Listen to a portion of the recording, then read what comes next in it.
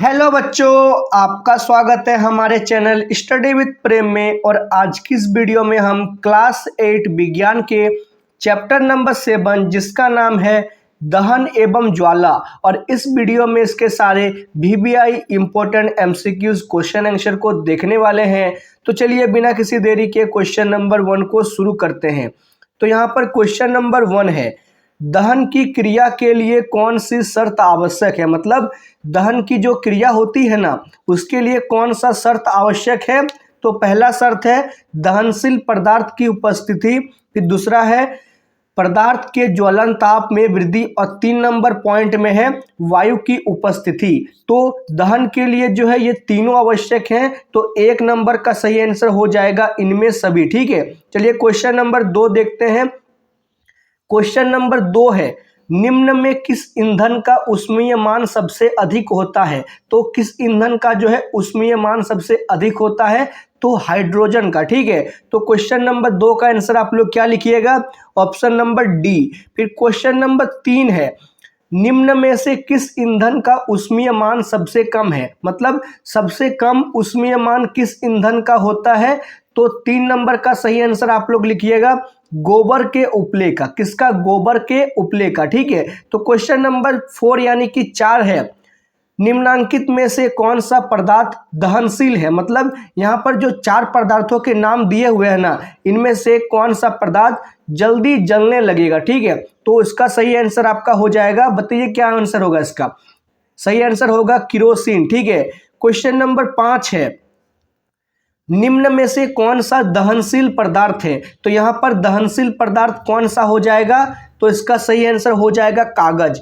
कागज एक दहनशील पदार्थ है। ठीक है, तो क्वेश्चन नंबर 6 है, निम्नांकित में कौन सा पदार्थ अदहनशील है। मतलब अदहनशील का अर्थ होता है जो नहीं जलेगा। ठीक है, मतलब जिसको हम लोग आग नहीं लगा सकते हैं। तो यहाँ पर अदहनशील पदार्थ कौन है, तो पत्थर। पत्थर को हम लोग आग नहीं लगा सकते हैं। ठीक है, फिर क्वेश्चन नंबर 7 है, किसी पदार्थ के दहन का पोषक पदार्थ है। मतलब कोई पदार्थ है, ठीक है, उसको दहन का पोषक पदार्थ क्या होता है। मतलब उसको जलाने के बाद क्या प्राप्त होगा, तो ऑक्सीजन। मतलब मान लीजिए कोई पदार्थ है, ठीक है, आपके पास, उसको अगर जलाते हैं तो उसको जलाने के लिए आपके पास क्या होना चाहिए, तो ऑक्सीजन। बिना ऑक्सीजन का आग नहीं पकड़ेगा। ठीक है, फिर क्वेश्चन नंबर 8 है, खाना बनाने के लिए सबसे अच्छा ईंधन कौन सा है।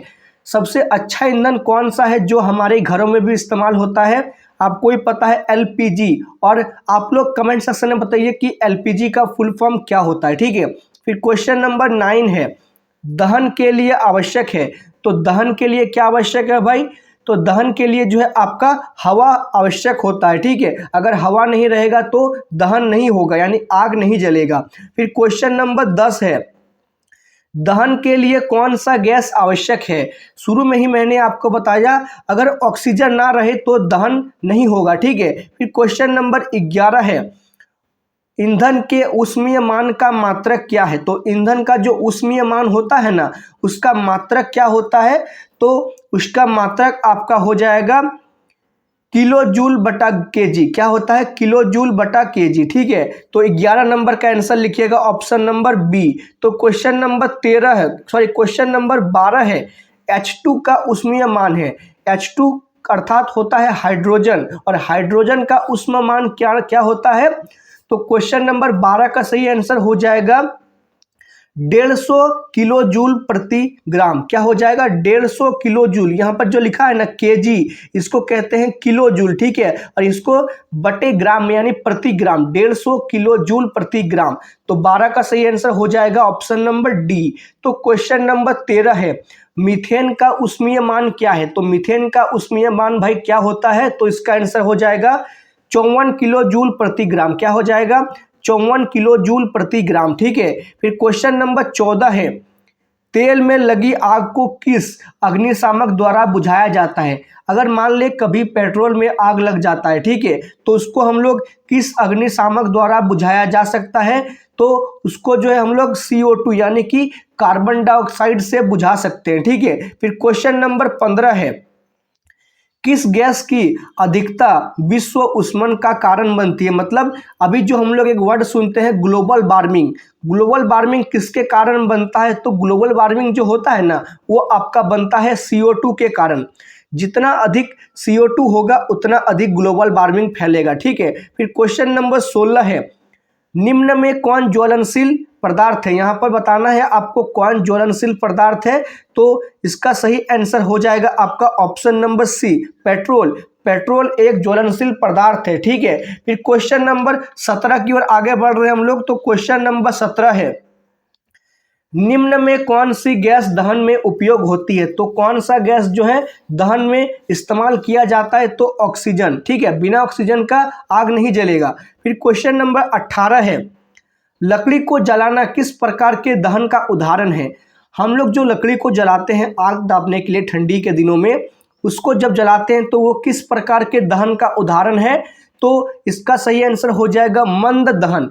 मंद दहन का अर्थ होता है उसको हम लोग को जलाना पड़ता है, ठीक है। फिर क्वेश्चन नंबर 19 है, फास्फोरस का जलना किस प्रकार का दहन है। फास्फोरस में जो आग लगता है वो किस प्रकार के दहन का उदाहरण है, तो इसका सही आंसर हो जाएगा स्वतः दहन। स्वतः दहन का अर्थ होता है जब वो अपने आप जलने लगे, ठीक है, इसको स्वतः दहन कहा जाता है। तो इसका सही आंसर हो जाएगा ऑप्शन नंबर सी। फिर क्वेश्चन नंबर 20 है, निम्न में से कौन सा स्वतः दहन का उदाहरण है। तो यहाँ पर स्वतः दहन का उदाहरण कौन सा हो जाएगा, तो श्वेत फास्फोरस। जो श्वेत फास्फोरस होता है वह स्वतः दहन का उदाहरण है, ठीक है। फिर क्वेश्चन नंबर 21 है, स्वतः दहन किस पदार्थ में संभव है। जो स्वतः दहन होता है वह किस पदार्थ में संभव होता है, तो 21 नंबर का सही आंसर आप लोग लिखिएगा फास्फोरस में, ठीक है। फिर क्वेश्चन नंबर 22 है, निम्न में कौन विस्फोट का उदाहरण है। यहाँ पर विस्फोट का उदाहरण कौन सा होता है, तो 22 नंबर का सही आंसर आप लोग लिखिएगा पटाखा का दहन। जो आप लोग पटाखे जलाते हैं ना उसी को विस्फोट दहन कहा जाता है, ठीक है। फिर क्वेश्चन नंबर 23 है, आतिशबाजी करना डैश का उदाहरण है। तो आतिशबाजी करना किसका उदाहरण होता है भाई, तो वो उदाहरण होता है आपका विस्फोट का, ठीक है, क्योंकि उसमें अचानक आग लग के फूट जाता है, ठीक है। फिर क्वेश्चन नंबर 24 है, एक ईंधन नहीं है। तो बताना है आपको यहाँ पर कौन एक ईंधन नहीं है, तो इसका सही आंसर हम लोग लिखेंगे मृदा। मृदा यानी मिट्टी कोई ईंधन नहीं है। उसके बावजूद यहाँ पर जो लिखे हुए हैं CNG, LPG, बायोगैस, ये सारे ईंधन के प्रकार हैं। फिर 24 का सही आंसर क्या लिखिएगा आप लोग, ऑप्शन नंबर ए। फिर क्वेश्चन नंबर 25 आ गया, ठीक है। तो क्वेश्चन नंबर 25 है, आदर्श ईंधन के गुण हैं। तो आदर्श ईंधन के क्या क्या गुण होते हैं। पहला गुण है वो सस्ता होता है, सहज में उपलब्ध यानी आसानी से उपलब्ध भी हो जाता है। और तीसरा पॉइंट है अत्यधिक ऊष्मा, मतलब उसमें जो है बहुत अधिक ताप होता है, ठीक है। तो इसका सही आंसर हो जाएगा इनमें सभी। 25 का सही आंसर लिखिएगा इनमें सभी। फिर क्वेश्चन नंबर 26 है, आदर्श ईंधन के गुण नहीं है। तो यहाँ पर जो है आदर्श ईंधन का कौन सा गुण नहीं है, तो महंगा। आदर्श ईंधन जो है ना वो महंगा नहीं बल्कि सस्ता होता है, ठीक है। चलिए क्वेश्चन नंबर 27 देखते हैं। क्वेश्चन नंबर 27 है, LPG का पूरा नाम क्या है।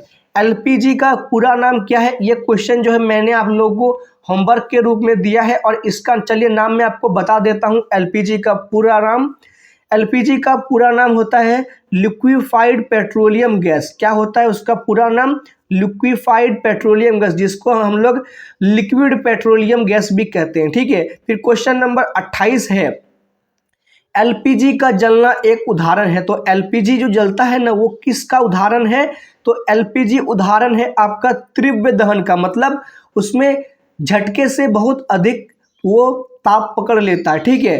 क्वेश्चन नंबर 28 का सही आंसर लिखिएगा ऑप्शन नंबर ए। फिर क्वेश्चन नंबर 29 है, मोमबत्ती का ज्वाला का मध्य भाग कैसा दिखाई दे पड़ता है। मतलब जो मोमबत्ती का ज्वाला का मध्य भाग होता है ना वो कैसा दिखाई पड़ता है, तो वो पड़ता है आपका पीला, पीला रंग का दिखाई पड़ता है, ठीक है। फिर क्वेश्चन नंबर 30 है, क्वेश्चन नंबर 30 में आग उत्पन्न करने के लिए आवश्यक है। तो आग जो हम लोग उत्पन्न करते हैं उसके लिए क्या आवश्यक होता है, तो पहला ईंधन जिससे हम लोग जलाएंगे, फिर होता है वायु, फिर होता है उष्मा, ठीक है। ये तीनों होता है, क्या हो जाएगा 30 नंबर का आंसर, इनमें सभी। फिर क्वेश्चन नंबर 31 है, मोमबत्ती की ज्वाला का कौन सा भाग सबसे गर्म होता है। मतलब मान लीजिए ये कोई मोमबत्ती है, ठीक है, यहाँ पर मोमबत्ती है, पिक्चर अच्छा से नहीं बन रहा है, आप लोग समझ लीजिएगा। ये मोमबत्ती है, इस मोमबत्ती का सबसे गर्म भाग कौन सा होगा। सबसे गर्म भाग जो है उसका होगा आपका बाह्य क्षेत्र। उसका जो बाह्य क्षेत्र होता है ना वो सबसे अधिक गर्म भाग होता है, ठीक है। फिर उसके बाद क्वेश्चन नंबर 32 है, ज्वाला का कौन सा भाग सबसे कम गर्म होता है। मतलब जो ज्वाला होता है ना उसका कौन सा भाग सबसे कम गर्म होता है। तो इसका सही आंसर हो जाएगा आंतरिक क्षेत्र। जो उसका आंतरिक क्षेत्र होता है वो सबसे कम गर्म होता है, ठीक है। फिर उसके बाद क्वेश्चन नंबर 33 है, कौन सी गैस अत्यंत विषैली है। विषैली का अर्थ होता है जिसको श्वास लेने पर हम लोग को जो है बहुत सारी शारीरिक क्षति हो सकती है। तो यहाँ पर कौन सा गैस अत्यंत विषैला है। तो इसका सही आंसर हो जाएगा कार्बन मोनोऑक्साइड। क्या हो जाएगा, कार्बन मोनोऑक्साइड सबसे अधिक विषैली गैस है, ठीक है। फिर उसके बाद क्वेश्चन नंबर 34 है, ज्वाला में कितने क्षेत्र पाए जाते हैं। कोई अगर ज्वाला है तो वहां पर उसके कितने क्षेत्र पाए जाएंगे। तो 3 क्षेत्र, एक आंतरिक, एक मध्य और एक बाहरी, ठीक है। फिर इसके बाद क्वेश्चन नंबर 35 है, विद्युत उपकरणों में लगी आग बुझाने के लिए सबसे अच्छा अग्निशामक है। सबसे अच्छा अग्निशामक किसको माना जाता है। तो इसका सही आंसर आप लोग क्या लिखिएगा, कार्बन डाइऑक्साइड। कार्बन डाइऑक्साइड जो होता है सबसे अच्छा आग बुझाने के लिए माना जाता है, ठीक है। फिर इसके बाद क्वेश्चन नंबर 36 है, वो ताप जिस पर कोई पदार्थ जलना शुरू करता है क्या कहलाता है। मतलब कोई ताप है, ठीक है, कोई पदार्थ है, उसका बॉइलिंग टेम्परेचर, उसका बॉइलिंग यानी नहीं, उसका जो टेम्परेचर होता है वो जलना शुरू करता है, उसको उस पर क्या कहते हैं। उसको कहा जाता है ज्वलन ताप। क्या कहता जाता है, ज्वलन ताप। जिस ताप के बाद जो है वो जलना शुरू करता है, ठीक है। फिर उसके बाद क्वेश्चन नंबर 37 है, कागज के कप में पानी डालकर गर्म करने पर क्या होगा। अगर हम लोग कागज के कप पर पानी डालकर गर्म करते हैं तो क्या होगा, वो होगा कागज का कप नहीं जलेगा, ठीक है। कागज का कप इसलिए नहीं जलेगा क्योंकि उस पर पानी है। फिर क्वेश्चन नंबर 38 है, गलत कथन को चुने, जंगल में आग लगने का कारण है।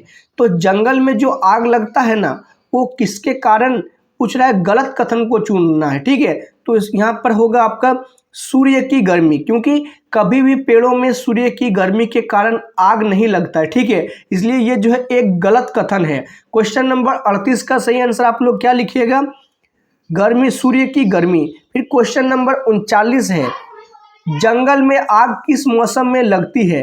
तो जंगल में आग किस मौसम में जल्दी लगती है। तो इसका सही आंसर हो जाएगा ग्रीष्म के मौसम में। क्यों, क्योंकि इसके पीछे कारण है, जंगल में ग्रीष्म ऋतु में आग इसलिए लगता है क्योंकि तभी सभी पेड़ जो है होते हैं ना वो सूखे हुए होते हैं, ठीक है। इसलिए तभी के ग्रीष्म के मौसम में सबसे जल्दी आग लग जाता है, ठीक है। और इसी के साथ जो है आपका ये चैप्टर समाप्त हो गया है। इसके सारे क्वेश्चनों को हम लोगों ने देख लिया है। अगर आपको ये वीडियो पसंद आए तो इस वीडियो को लाइक कीजिए, चैनल को सब्सक्राइब कीजिए और आपको ये वीडियो कैसा लगा हमें कमेंट जरूर करें, ठीक है। तो मिलते हैं आपके साथ किसी नेक्स्ट वीडियो में। जय हिंद, जय भारत।